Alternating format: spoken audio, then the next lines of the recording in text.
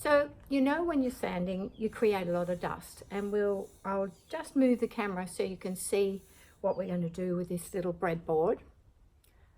There we go. You've got your little breadboard, say, and here's a little jig that we've got for the sanding paper, a little bit of Velcro stuck on a bit of wood. How cool is that?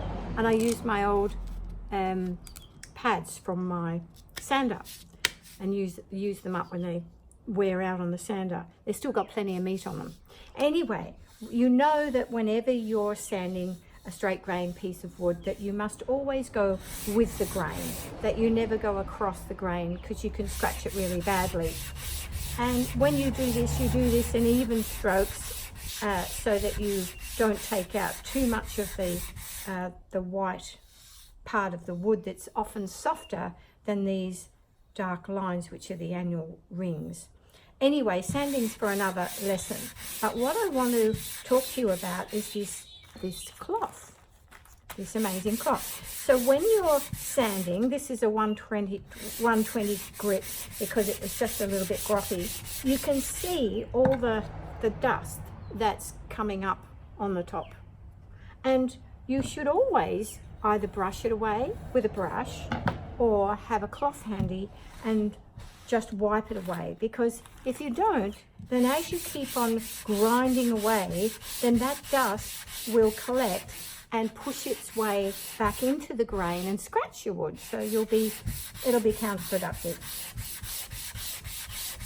So once you have taken your sandpaper up to whatever grit you want, we go up to 240. Oh no, this one's 400.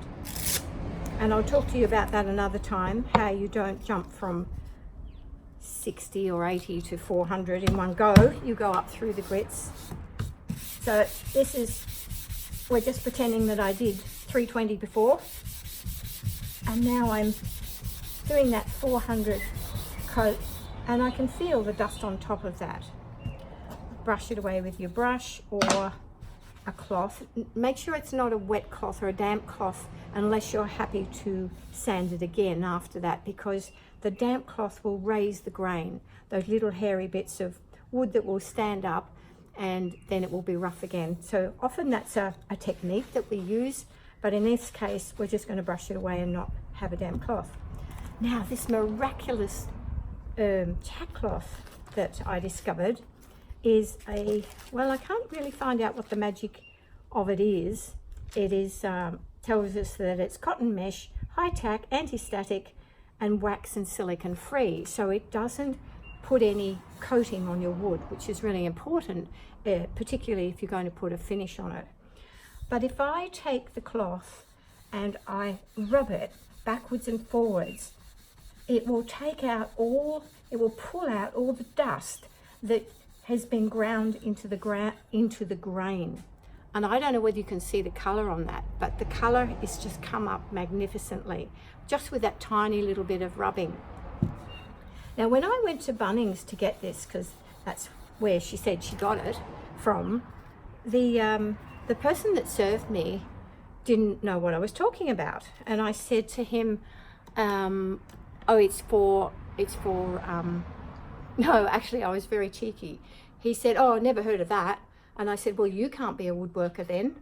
And he was very indignant. He said, I've been a carpenter for 30 years. And I said, oh, well, and you haven't heard of tack cloth? And a carpenter, of course, wouldn't, because they're not the person that does the painting or the finishing usually. So after this to and fro banter for a little while, he softened, and he went to the counter and asked the young man at Bunnings which was the place to find the tack cloth, and he didn't know either. No one knew in the whole store. Eventually we went on an adventure together, me and this big carpenter bloke, and we found it in aisle 9, which was the painting aisle in this particular Bunnings, and on the 10th floor. I would never have found it.